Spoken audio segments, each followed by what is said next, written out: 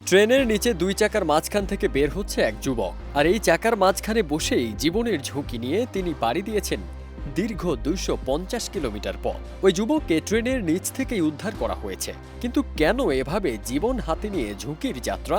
গোলসেন্স গ্রুপের হোটেলে বিনিয়োগ করে সুদমুক্ত হালাল আয়ের সাথে বিলাসী জীবনের বিরাট সুযোগ, বিনিয়োগ একবার রিটার্ন বারবার। জব্বলপুর স্টেশন। ঘটনাটি 24 ডিসেম্বরের।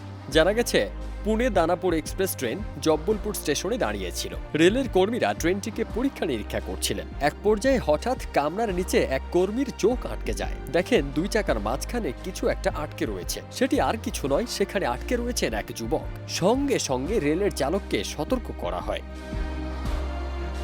এরপর ট্রেনের দুই চাকার মাঝখান থেকে তাকে টেনে বের করে শুরু হয় জিজ্ঞাসাবাদ। ওই যুবকের কথা শুনে হতবাক রেলকর্মী ও পুলিশরা। যুবকটি জানায়, ইটারসি স্টেশনে পুনে দানাপুর এক্সপ্রেস দাঁড়িয়ে থাকার সময় তিনি কামরার নিচে ঢুকেছিলেন, আর দীর্ঘ 250 কিলোমিটার রাস্তা তিনি এভাবেই যাত্রা করেন। কিন্তু প্রাণ হাতে নিয়ে এভাবে যাত্রা কেন?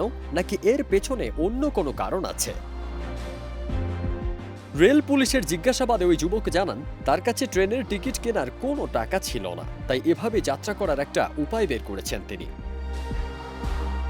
এই বক্তব্য কতটা বিশ্বাসযোগ্য তা নিয়েও প্রশ্ন উঠেছে।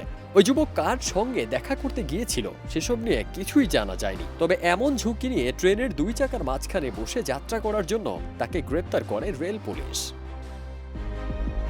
ফারদিন সানি, দেশ রূপান্তর।